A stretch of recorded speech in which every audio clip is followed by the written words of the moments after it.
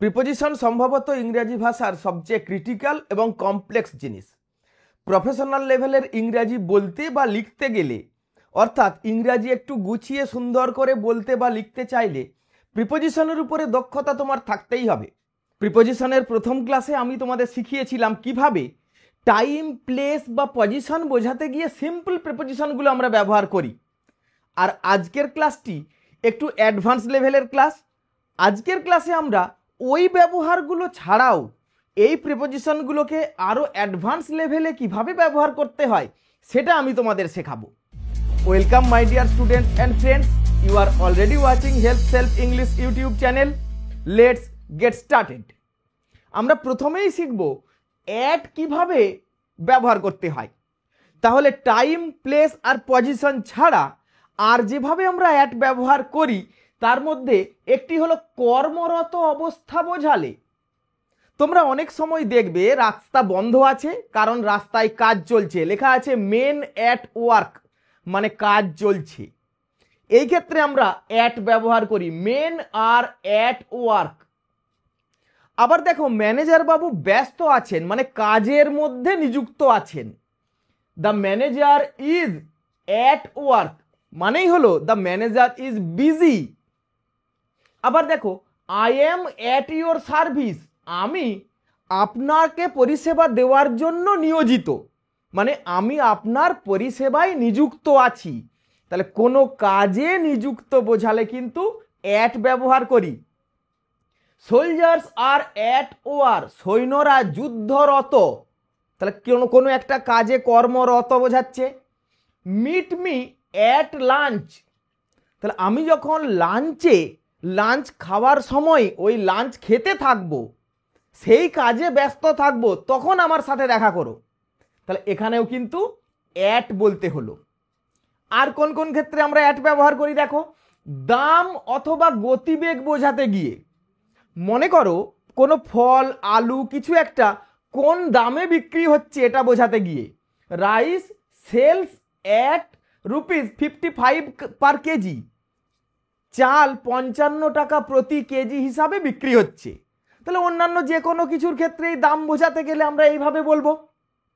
আবার মনে করো আমি আমার বাইকটা বা গাড়িটা বিক্রি করে দিয়েছি, তাহলে কোন দামে বিক্রি করেছি ঠিক সঠিক দামটা বলতে গেলে Amit sold his car at 5 lakh rupees, Amit 5 lakh টাকায় তার গাড়িটা বিক্রি করে দিয়েছে। তাহলে ঠিক নির্দিষ্ট টাকার অঙ্কটা যখনই বলবো তখনই অ্যাট বলবো।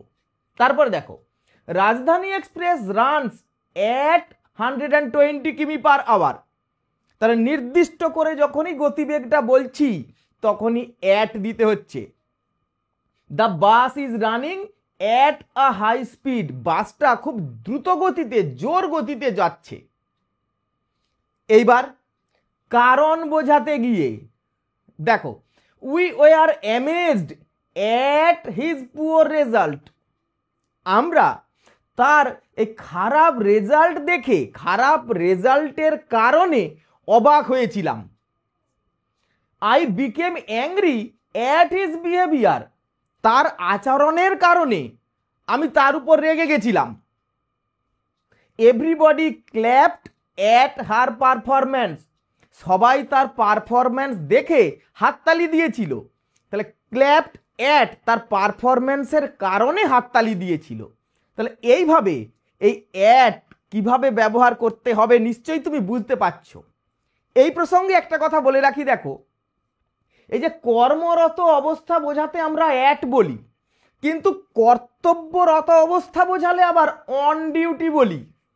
The officer is on duty, ওই অফিসার কর্তব্যরত অবস্থায় আছে। তাহলে এখানে অন কেন হলো না, এটা একটা ইডিয়ম, এই কথাটাই হলো অন ডিউটি, এটাকে অ্যাট দিয়ে বলা যায় না। তাহলে কর্তব্যরত বোঝালে তখন কিন্তু অন ডিউটি কথাটা বলতে হয়, এটির মানে হলো কর্তব্যরত। এছাড়াও দেখো আরো কিছু ব্যবহার আমি তোমাকে দেখাচ্ছি। কিছু সুপারলেটিভ ডিগ্রির সাথে আবার অ্যাট বলতে হয়। যেমন দেখো Virat Kohli is at his best now, Virat Kohli এখন তার ফর্মের চূড়ায় আছে। তার সেরা অবস্থায় আছে, অ্যাট হিজ বেস্ট। দেখো এখানে অ্যাট বলেছি। He ran at his fastest speed, সে তার সর্বোচ্চ গতিতে দৌড়ে গেল। সর্বোচ্চ যে গতিতে সে দৌড়তে পারে সেই গতিতেই সে দৌড়ে গেল, এক্ষেত্রেও অ্যাট বললাম। তারপরে দেখো, the boy shouted at his loudest voice, ছেলেটি যত জোরে পারে চিৎকার করলো, মানেই হলো at the top of his voice. এখানেও কিন্তু অ্যাট দিয়ে বললাম। Come at your earliest convenience, খুব সুন্দর একটা সেন্টেন্স। যত শীঘ্র সম্ভব, তুমি যত তাড়াতাড়ি সুবিধে করতে পারো তত তাড়াতাড়ি চলে এসো। দেখো এই যে আর্লিয়েস্ট, একটা সুপারলেটিভ ডিগ্রি এখানেও ছিল। তাহলে এইভাবে সুপারলেটিভ ডিগ্রিগুলোর আগেও আমরা অনেক সময় অ্যাট ব্যবহার করি, আর এগুলোই এক্সামে বেশি করে আসে। ইংরাজিতে বলতে বা লিখতে গিয়ে এই ধরনের ইউজ খুব করতে হয় আমাদের। তারপরে দেখো, নির্দিষ্ট লক্ষ্যের দিকে তাক করে, টার্গেট করে কিছু করা বোঝাতে গেলেও অ্যাট বলতে হয়, মানে এম অ্যাট, এম অ্যাট। এখানে দেখো, দ্য ড্যাকয়েট মানে ডাকাতটা পয়েন্টেড হিজ গান, তার বন্দুকটা তাক করেছিল অ্যাট দ্য ক্যাশিয়ার, ক্যাশিয়ারের দিকে। তাহলে দেখো নির্দিষ্ট লক্ষ্যের দিকে তাক করেছিল বোঝাচ্ছি। Don't look at me that way, ওইভাবে আমার দিকে তাকিও না। তাহলে আমার দিকে, নির্দিষ্ট লক্ষ্যের দিকে তাকানো বলছি। They threw stones at the dog, ওরা কুকুরটার দিকে পাথর ছুঁড়েছিল। তাহলে নির্দিষ্ট লক্ষ্যবস্তু হলো কুকুরটা, তার দিকে লক্ষ্য করে পাথর ছুঁড়েছিল, এই জন্যই এখানে অ্যাট বলতে হলো। তাহলে পয়েন্টেড, অ্যাট, এম, অ্যাট, কোনো টার্গেট করে কিছু ছোঁড়া বা তাকানো ইত্যাদি বোঝাতে গেলে অ্যাট বলতে হবে। এগুলো কিন্তু খুব একটা জটিল কিছু নয়, একাধিকবার ভিডিওটা দেখলেই এগুলো তোমারও খুব সহজেই মনে থাকবে। আরও দেখো, খুব ইম্পর্ট্যান্ট একটা ব্যবহার, দক্ষতা প্রকাশ করতে গিয়ে আমরা অ্যাট বলি। কীরকম? My friend is good at math, আমার বন্ধু অঙ্কে খুব পাকা, মানে অঙ্কে খুব ভালো, good at. You are efficient at playing guitar, তুমি গিটার বাজানোতে খুব দক্ষ। এই যে দক্ষতা বলছি, তাহলে গিটার বাজানোর ক্ষেত্রে খুব দক্ষ, এখানেও দেখো অ্যাট বলেছি। এখানে একটা মজার ব্যাপার হলো, গুড বললে অ্যাট বলতে হবে, আর তুমি যদি বলো আমার বন্ধু অঙ্কে খুব দক্ষ, যদি স্কিল্ড কথাটা ব্যবহার করো গুডের বদলে, মাই friend is skilled in maths বলতে হবে। তার কারণ হলো এই যে subject, English, mathematics, Bengali, history, geography, এগুলোর ক্ষেত্রে কিন্তু আবার ইন বসাতে হয়। শুধু গুড বললে অ্যাট, বাকি ক্ষেত্রে কিন্তু ইন। নিশ্চয়ই আমার কথাটা তুমি বুঝতে পেরেছো। তাহলে গুড বললে অ্যাট কেন না, এগুলি হলো অ্যাপ্রোপ্রিয়েট প্রিপোজিশন বলি আমরা। নির্দিষ্ট কিছু ভার্ব বা অ্যাডজেক্টিভ নির্দিষ্ট একটা করেই প্রিপোজিশন নেই। এইরকম আরও কিছু অ্যাপ্রোপ্রিয়েট প্রিপোজিশনের উদাহরণ আমি এখানে দেখাচ্ছি তোমাকে। দেখো এই যে at a time, at present, at the end, at ease, at any rate, at any cost, at first, at a stretch, at the age of, মনে করো 60 বছর বয়সে তিনি রিটায়ার করেছিলেন, he retired from service at the age of 60। এই যে at the age of, এগুলি হলো ইডিয়ম। আমি তোমাকে এর পরে একটা ক্লাসে এই ইডিওম্যাটিক ইউজগুলো, ইডিয়মগুলোকে এক জায়গায় করে শেখাবো, কারণ ইডিয়মগুলো না শিখলে ইংরাজি সুন্দর হয় না, আর ইংরাজিতে ভালোভাবে ফ্লুয়েন্টলি কথা বলাও যায় না। তোমরা যারা ইডিয়মের ক্লাসটা নিতে চাও তারা কিন্তু অবশ্যই আমাকে কমেন্ট করে জানাবে। আর দেখো, যখন আমরা কোনো টেলিফোন নাম্বার বা অ্যাড্রেস বলি তখনও অ্যাট দিয়ে বলি। দেখো, হি লিভস অ্যাট বলে একটা ঠিকানা বলেছি, 56/2 MG রোড, উনি এই ঠিকানায় থাকেন।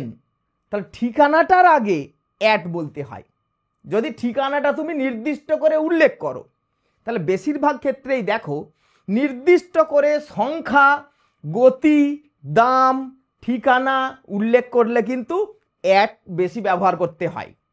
আরেকটা ক্ষেত্র দেখো, কল মি, তুমি যদি ফোন নাম্বার দাও কাউকে, হোয়াটসঅ্যাপ নাম্বার দিচ্ছ, কল মি অ্যাট বলে একটা ফোন নাম্বার, এক্ষেত্রে অনও ব্যবহার করা যায়, কিন্তু অ্যাট কথাটার প্রচলনই বেশি। তুমি একটা ফোন নাম্বার দেওয়ার সময় বলবে কল মি অ্যাট অমুক, হোয়াটসঅ্যাপ মি অ্যাট বলে ফোন নাম্বার, এই ফোন নাম্বারটার আগে অ্যাট দেবে। তাহলে নিশ্চয়ই এতক্ষণ ধরে বুঝতে পেরেছো অ্যাট আমরা কোন কোন ক্ষেত্রে ব্যবহার করি। ওই টাইম, প্লেস, পজিশন আগের ক্লাসে বলেছিলাম, সেগুলি ছাড়াও অ্যাটের সমস্ত ব্যবহার আমি তোমাকে শিখিয়ে দিলাম। শুধু ইডিয়মেটিক ইউজ যেগুলো, এগুলো আমি তোমাকে ইডিয়মের ক্লাসে শেখাবো। এইবার এসো আমরা দেখি বাই কোন কোন জায়গায় ব্যবহার করতে হয়। তাহলে ওই পজিশন বা প্লেস ছাড়াও দেখো বাই অনেক ক্ষেত্রেই ব্যবহার করতে লাগে। নির্দিষ্ট সময়ের মধ্যে, নির্দিষ্ট সময়ের আগেই কোনো একটা কাজ হয়েছে, হয়েছিল বা হবে বোঝালে, please complete the task by tomorrow, আগামীকালের মধ্যেই কিন্তু কাজটা শেষ করে ফেলবে, মানে আগামীকাল শেষ হওয়ার আগেই কাজটা শেষ করে ফেলবে। Tomorrow I will be in Manali, আগামীকাল আমি মানালিতে থাকবো, বাই দিস টাইম, এতক্ষণের মধ্যে, মনে করো এখন রাত্রি 9টা বাজে, এই 9টার মধ্যেই আমি মানালিতে পৌঁছে যাব, তাহলে by this time. You should have reached here by now, এখনের মধ্যেই, এই টাইমের মধ্যেই তোমার এখানে পৌঁছে যাওয়া উচিত ছিল, তাহলে এখানে বাই নাও মানে অলরেডি, তোমার অলরেডি এখানে পৌঁছে যাওয়া উচিত ছিল। তাহলে কোনো সময়ের মধ্যেই কোনো একটা করার কথা থাকলে তখন বাই দিয়ে বলবো। এখানে কোনো টাইম উল্লেখ করাও থাকতে পারতো, যে তুমি সন্ধে 6টার মধ্যে কাজটা শেষ করে ফেলবে, please complete the task by 6 PM, এভাবেও বলা যায়। প্যাসিভ ভয়েসে নিশ্চয়ই জানো, this painting was done by Riya, এই কাজটা, এই পেন্টিংটা রিয়া করেছিল, তাহলে এখানে কিন্তু আসলে ডুয়ার, এজেন্ট, সাবজেক্ট হলো কিন্তু Riya. The town was destroyed by an earthquake, একটা ভূমিকম্পের দ্বারা টাউনটা ধ্বংস হয়ে গেছিল, তাহলে দ্বারা বা দিয়া বোঝালে বাই ব্যবহার করতে হয়, এটা তোমরা অনেকেই জানতে। এইবার দেখো, কারণ বোঝাতে গিয়ে I met her by chance, আমি সৌভাগ্যবশত, দৈবক্রমে, বাই চান্স তার সাথে আমার দেখা হয়ে গেছিল। He deleted the message by mistake, কিভাবে, কেন সে মেসেজটা ডিলিট করেছিল, না বাই মিস্টেক, ভুলবশত। তাহলে ভাগ্যবশত, ভুলবশত, এই ক্ষেত্রেও কিন্তু বাই ব্যবহার করি, এগুলো কিন্তু খুব ইম্পর্টেন্ট। এবার দেখো, অনুসারে, কোনো কিছু অনুযায়ী, মাধ্যমে, it is 9 o'clock by my watch, আমার ঘড়ি অনুযায়ী এখন 9টা বাজে, এই যে অনুযায়ী বললাম। He is innocent by law, আইন অনুসারে সে নিরপরাধ, তাহলে আইন অনুসারে, আইন অনুযায়ী। The house will be sold by auction, নিলাম অনুযায়ী, নিলাম করে বাড়িটা বিক্রি হবে। I will pay by cheque not in cash, আমি চেকের মাধ্যমে টাকাটা দেব, নট ইন ক্যাশ, নগদ টাকায় নয়। তাহলে দেখো, চেকের মাধ্যমে বোঝালে বাই, আর ক্যাশ বললে কিন্তু ইন বলতে হবে, এটা কিন্তু খুব প্রয়োজনীয়, একটু মনে রাখবে। He left the meeting by permission, অনুমতি নিয়েই, অনুমতি অনুসারে, পারমিশন অনুসারে সে মিটিং থেকে চলে গেছিল, মিটিং ত্যাগ করেছিল। তাহলে অনুযায়ী, অনুসারে, এগুলি কিন্তু বাই দিয়ে বলবে। এইবার দেখো, জন্মসূত্রে, কর্মসূত্রে, মানে জন্ম অনুযায়ী বা কর্ম অনুযায়ী, এটাও এখানেই আসতে পারতো, আমি তবু একটা সেপারেট পার্ট করেছি। Oliver is American by birth, জন্মসূত্রে অলিভার একজন American. I am a teacher by profession, জীবিকার দিক থেকে, কর্মসূত্রে আমি একজন টিচার। এবার দেখো, শরীরের কোনো অংশ ধরে থাকা বোঝালে তখনও কিন্তু বাই দিয়ে বলতে হয়। খুব দারুণ ব্যবহারটা দেখো, I taught him by the hand, আমি তাকে হাতে ধরে শিখিয়েছিলাম। ওই যে শরীরের অংশ দিয়ে বলছি হাতে ধরে। She dragged her by the hair, সে তাকে চুল ধরে টেনেছিল, চুল ধরে টেনে নিয়ে যাচ্ছিল। আবার বাই দ্য কলার মানে শার্টের কলার ধরে, তখনও কিন্তু এরকম বাই দিয়েই বলতে হবে। নিশ্চয়ই বুঝতে পারছো এগুলো কিন্তু খুব একটা কঠিন কিছু নয়, একটু মনে রাখা দরকার। একাধিকবার ভিডিওটা দেখলে বা লিখে রাখলে একটু তোমার নিশ্চয়ই মনে থাকবে। এবার দেখো, দিনের বেলা বা রাতের বেলা কোনো একটা সময় সেই অংশেই সীমাবদ্ধ। রাত্রেবেলা হলে রাতের বেলায়, দিনের বেলা হলে দিনের বেলায়, মোমবাতির আলোয় বোঝালে মোমবাতির আলোর মধ্যেই কাজটা হয়েছে এমন বোঝালে। যেমন দেখো, I have to travel by night, আমাকে রাতেই ভ্রমণ করতে হবে, মানে রাতের বেলায় শুরু হবে রাতেই শেষ হয়ে যাবে। He finished the task by candlelight, সে মোমবাতির আলোতেই কাজটা শেষ করে ফেলেছিল। তাহলে কাজটা শুরুও করেছিল মোমবাতির আলোতে, শেষও করেছিল মোমবাতির আলোতে। আবার দেখো, we walked for 2 hours by moonlight, আমরা চাঁদের আলোতে 2 ঘন্টা হেঁটেছিলাম। তাহলে পুরো যাত্রাপথটা আমার চাঁদের আলোতেই হয়েছিল। এই রকম বোঝালে, নির্দিষ্ট অংশেই সীমাবদ্ধ বোঝালে তখন কিন্তু বাই দিয়ে বলতে হবে। আবার দেখো, তুলনামূলক অর্থে খুব প্রয়োজনীয় আরেকটা ব্যবহার, I am taller than Sohana by 4 inches, আমি সোহানার চেয়ে 4 ইঞ্চি বেশি লম্বা। তাহলে দুজনের তুলনা করলাম। The price increased by 40%, the price went up, দাম বেড়ে গেছিল, যেটা ছিল তার তুলনায় 40%, 40%।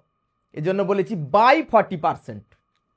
We won the match by 40 runs by 60 runs, আমরা 40 রানে ম্যাচটা জিতে নিয়েছিলাম।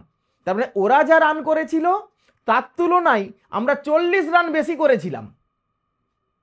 এই রকম আরও দুটো ব্যবহার আছে যেগুলো জায়গার অভাবে আমি এখানে বলতে পারিনি, একটুখানি আমি মুছে নিয়ে আবার তোমাকে দেখাচ্ছি। দেখো, তাহলে দেখো আরও দুটো এক্সাম্পল আমাদের রয়েছে পরিমাপ বোঝাতে। যেমন দেখো, the room measures 12 feet by 12 feet, এই রুমটা 12 ফুট by 12 foot.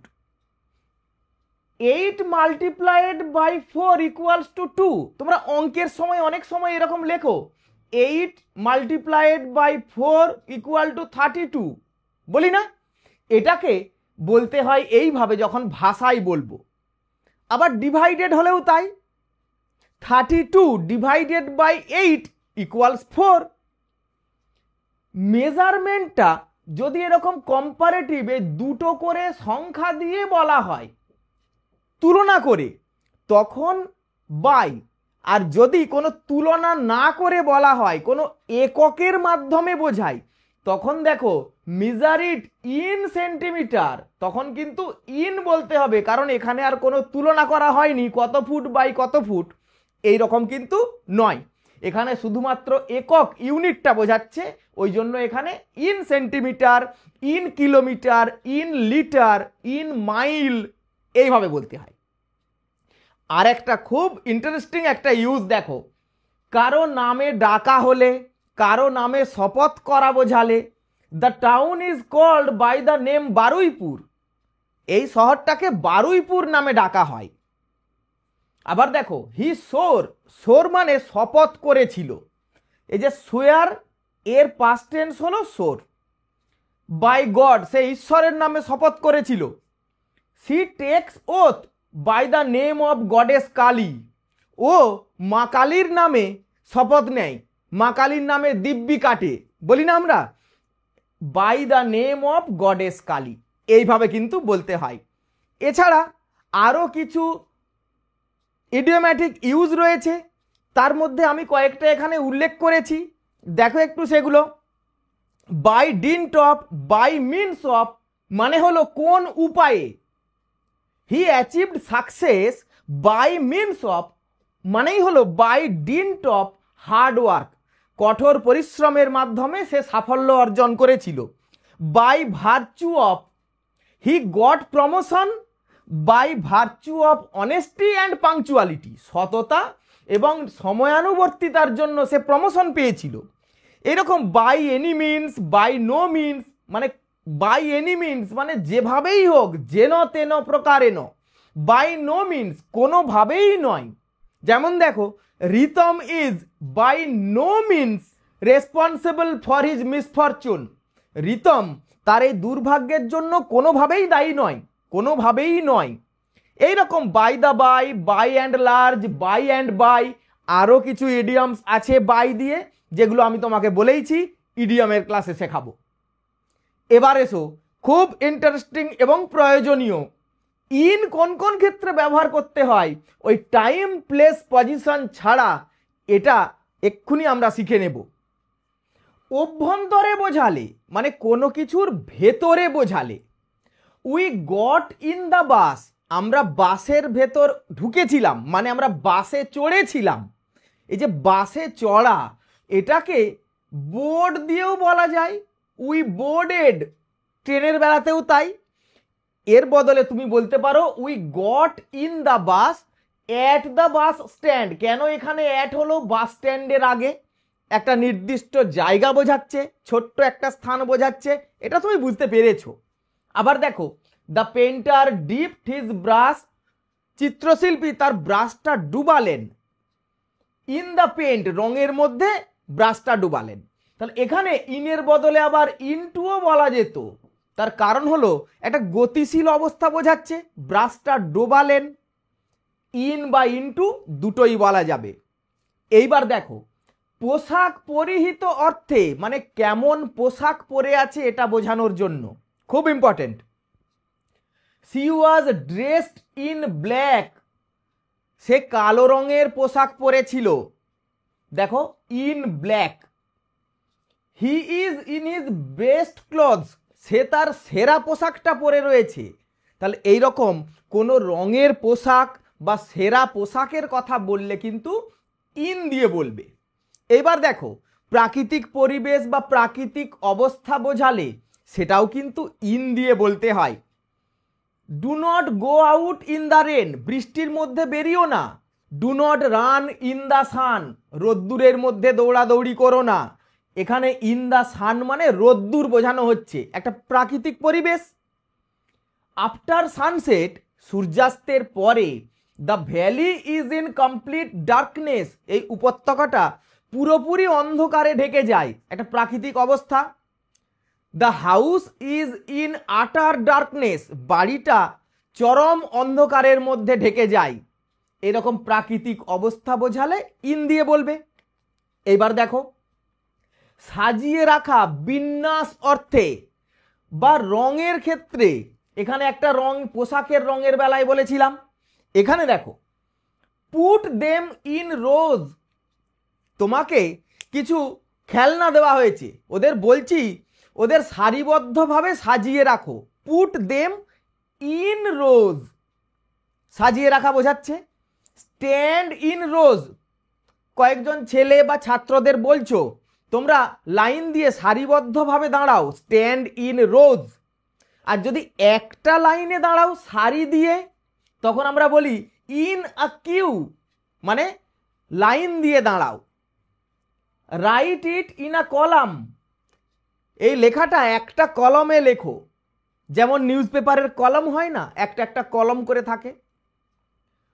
Cut it in two parts বা টু হাফস, মানে দুটো অর্ধে ভাগ করো। এখানেও দেখো, ইনও বলা যায়, ইনটুও বলা যায়। তাহলে এই রকম কয়েকটা ক্ষেত্র আছে যেখানে ইন বা ইনটু দুটোই বলা যায়। My bag is red in colour, আমার ব্যাগটা লাল রঙের, তাহলে রং বললেই তার আগে ইন বলবে। পেন্ট ইট ইন ব্লু, এটাকে নীল রং করে দাও, নীল করে দাও, রং বলছো, ইন বলবে। নিশ্চয়ই তোমাদের বুঝতে কোনো অসুবিধে হচ্ছে না, খুব সহজ লাগছে। দেখো, ইনের আরো কয়েকটা ব্যবহার আছে। যেমন দেখো, শারীরিক বা মানসিক অবস্থা বোঝাতে খুব প্রয়োজনীয় এই প্রিপোজিশনটা কিন্তু। সি ইজ ইন টিয়ার্স, সে কাঁদছে, ইন টিয়ার্স কথাটার মানে হলো কাঁদছে। She is crying, she is weeping, চোখ দিয়ে জল পড়ছে। এর মধ্যে কিছু কিছু ইডিয়ম শেখার সময় আবার শিখব, কিন্তু এখন শিখে রাখলে ইডিয়মগুলো সহজ লাগবে। দেখো, Amit is in love, Amit প্রেমে পড়েছে। আর যদি কার প্রেমে পড়েছে বলো, with Bina. Amit is in love with Bina, Amit বিনার প্রেমে পড়েছে। হি ইজ ইন হিজ 40s, তার বয়স 40-এর কোটায়। তাহলে শারীরিক অবস্থা বোঝাচ্ছি, এই যে 40-এর কোটায় মানে 40 থেকে 50-এর মধ্যে তার বয়স। He went away in anger, সে রেগে চলে গেল। তাহলে একটা মানসিক অবস্থা বোঝাচ্ছে রাগ, দেখো ইন অ্যাঙ্গার বলতে হয়েছে। Tiyasa is in good health, তিয়াসার শরীর এখন ভালো আছে। She is in good health. আবার দেখো, কোনো একটা যন্ত্র বা গাড়ির কথা বলতে পারো, the car is in good condition, গাড়িটা এখন ভালো কন্ডিশনে আছে। এইভাবে তুমি the TV is in good condition, তুমি হয়তো কার একটা পুরানো টিভি কিনবে বা তোমারটা বিক্রি করবে, তুমি বলছো টিভিটা ভালো অবস্থায় আছে। এইভাবে ইন ব্যবহার করবে শারীরিক বা মানসিক অবস্থা বোঝাতে। এরপরে দেখো, বিশ্রামরত অবস্থায়, এটা একটুখানি আলাদা। বিছানার উপরে বসা বোঝালে অন দ্য বেড বলতে হয়। কোনো স্থানের উপরে, যে বলেছিলাম না তল ছুঁয়ে থাকা বোঝালে অন হয়, কিন্তু বিশ্রামরত অবস্থায় বোঝালে বিছানায় শুয়ে আছে বিশ্রামের জন্য, তখন আর অন বেড নয়, হি ইজ ইন বেড। তার মানে সে বিছানায় আছে এবং বিশ্রামরত অবস্থায় আছে, শুয়ে আছে। He is in his armchair, সে তার আরামকে দাঁড়ায় রয়েছে, মানে হেলান দিয়ে চেয়ারে বসে আছে, বিশ্রামের ভঙ্গিতে আছে। তখন কিন্তু অন নয়, ইন বলবে, মনে রাখবে কিন্তু। এবার দেখো, পেশা বা জীবিকা বোঝালে, Amal is in the army or in the navy, Amal সেনাবাহিনীতে আছে, নৌবাহিনীতে আছে। আবার হি ইজ ইন দ্য অ্যাডমিনিস্ট্রেশন, উনি প্রশাসনে আছেন। In the police, he is in the police, উনি পুলিশে চাকরি করছেন। এই রকম পেশা বা জীবিকার আগেও কিন্তু ইন বলবে। কোনো ভাষা বা বিষয়, পড়াশুনোর যে বিষয়গুলো, হিস্ট্রি, জিওগ্রাফি, এইরকম ক্ষেত্রেও কিন্তু তার আগে ইন বলতে হয়। দেখো, আমি শুধু আগে বলেছিলাম দক্ষতা বোঝাতে ওই যে গুড বললে অ্যাট বলতে হয়। স্পিক ইন ইংলিশ, ইংরাজিতে বলো, ভাষা বোঝালো English. Write answers in Bengali, write your answers in Bengali, তোমার উত্তরগুলো বাংলায় লেখো। I scored good marks in science, আমি বিজ্ঞানে ভালো নম্বর পেয়েছিলাম। স্কোর্ড মানে পেয়েছিলাম, অর্জন করেছিলাম। তাহলে এই দেখো বিষয় সায়েন্স, ইন হিস্ট্রি ইতিহাসে ভালো নম্বর পেয়েছিলাম, ইন বলতে হবে। এইবার দেখো, এগুলি ছাড়াও আরও কিছু ইডিয়মস আছে, যেগুলো আমরা ইডিয়মের ক্লাসে শিখব। কয়েকটা একটু চিনে রাখো। ইন ফুল সুইং মানে পুরো দমে, বাড়ি তৈরির কাজ পুরো দমে চলছে। The construction is going on in full swing. In a হারি খুব দ্রুত। ইন দ্য অ্যাবসেন্স অনুপস্থিতিতে। ইন দ্য প্রেজেন্স উপস্থিতিতে। ইন টোটো একেবারে অবিকল। ইন দ্য এন্ড শেষে। এখানে দেখো ইন দ্য এন্ডও হয় আর অ্যাট দ্য এন্ডও হয়, এই দুটোর তফাৎ আছে। ইন দ্য এন্ড মানে অবশেষে, আর অ্যাট দ্য এন্ড মানে শেষ মুহূর্তে। একটা এক্সাম্পল দিলে ব্যাপারটা আরো পরিষ্কার হবে।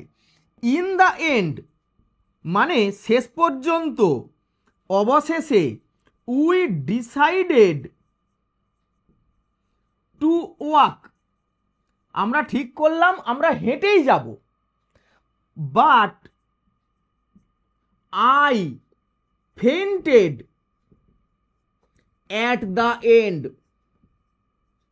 মানে হলো শেষ মুহূর্তে গিয়ে আমি সেন্সলেস হয়ে গেলাম, মূর্ছিত হলাম, অজ্ঞান হয়ে গেলাম। নিশ্চয়ই এই ইন প্রিপোজিশন কোথায় কোথায় ব্যবহার করা হয় এর পূর্ণাঙ্গ আইডিয়া আমি তোমাকে দিয়েছি। এইবার দুটো একটা ইডিয়মের ক্লাসে শিখলেই এই ইন সম্পর্কে যা কিছু শেখা দরকার সব তুমি শিখে যাবে। এবার এসো আমরা অন সম্পর্কে শিখে নিই। এইবার দেখো, টাইম প্লেস পজিশন ছাড়াও অন অনেক ক্ষেত্রেই ব্যবহার করা হয় এবং অনের এই ব্যবহারটা খুব কেয়ারফুলি করতে হয়। অবলম্বন বোঝাতে অন ব্যবহার করি। I go to school on foot, আমি পায়ের অবলম্বন করে, পায়ের উপর নির্ভর করে স্কুলে যাই। তাহলে যে নির্ভর করা বোঝাচ্ছে, অবলম্বন বোঝালো। There are many fruits on the tree, গাছে অনেক ফল আছে, ইন দ্য ট্রি নয় কিন্তু, কারণ গাছকে অবলম্বন করে ফলগুলো ঝুলে আছে, এই জন্য বলতে হয় on the tree. Hang your shirt on the hook, হুকে নেল মানে পেরেক থেকে, পেরেককে অবলম্বন করে তোমার শার্টটা ঝুলিয়ে দাও, জামাটা ঝুলিয়ে দাও, এই যে অবলম্বন বোঝালো on the hook. The manager sat on his back, manager বাবু পিছনে হেলান দিয়ে, পিঠের উপরে নির্ভর করে, পিঠকে অবলম্বন করে হেলান দিয়ে বসেছিলেন, এই জন্য অন হিজ ব্যাক বলতে হয়। আবার দেখো, খাদ্যের উপর নির্ভরতা বোঝালে কি খেয়ে বেঁচে থাকে, the cow lives on grass, গরু ঘাস খেয়ে বেঁচে থাকে, তাহলে ঘাসের উপর নির্ভর। Mister Basu lives on simple diet, mister Basu একেবারে সাধারণ খাবার খেয়ে থাকেন। অথবা বলতে পারো mister Basu lives on fruits and vegetables, উনি শুধু ফল আর শাকসবজি খেয়ে থাকেন। আবার দেখো, যন্ত্রের সাহায্যে কোনো কাজ করা হয়েছে বোঝালে make a PDF file on computer, কম্পিউটারে একটা পিডিএফ ফাইল তৈরি করো, তাহলে কম্পিউটার যন্ত্রের সাহায্যে। They lifted the car on a crane, তারা ক্রেনে করে গাড়িটা তুলেছিল। এখন তুমি যদি বলো they lifted the car with a crane, একটা ক্রেনের সাহায্যে তুলেছিল, ইংরাজিটা পুরোপুরি ভুল হয় না, কিন্তু যন্ত্রের সাহায্যে হলে অন দিয়ে বলাটাই বেশি ভালো হয়। আই প্লেড দ্য টিউন, আমি ওই সুরটা বাজিয়েছিলাম। On flute, বাঁশিতে বাজিয়েছিলাম। অথবা অন হারমোনিয়াম, অন তবলা, আমি তবলা বা হারমোনিয়ামে সুরটা বাজিয়েছিলাম, অন দিয়ে বলতে হয়। এবার দেখো আরো একটা খুব প্রয়োজনীয় ইউজ, সময় কাটানো অর্থে। He is on the vacation, উনি ছুটিতে আছেন, দেখো অন দ্য ভ্যাকেশন বলতে হবে। I was on a leave last week, গত সপ্তাহে আমি একটা ছুটিতে ছিলাম, অন আ লিভ।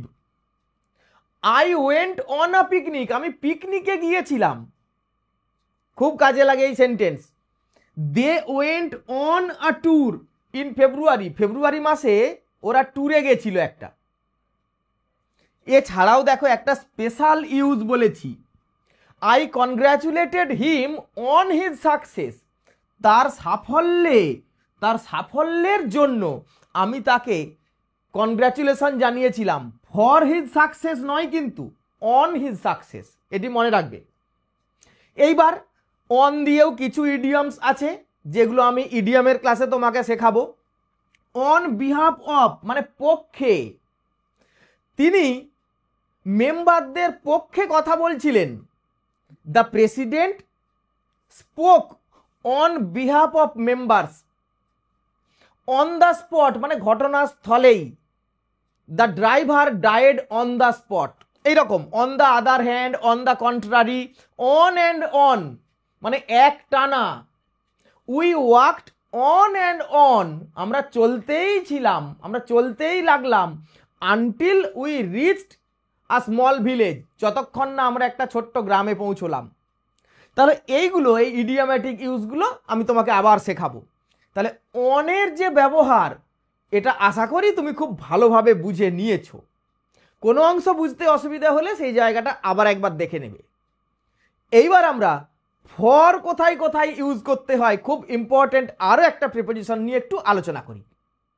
এবার আমরা দেখব এই ফর প্রিপোজিশনটা আমরা কোথায় কোথায় ব্যবহার করি। দেখো, জন্য বোঝাতে খুব সহজ কথা, ফর কথাটার মানেই সাধারণত জন্য। What can I do for you, আমি তোমার জন্য কি করতে পারি।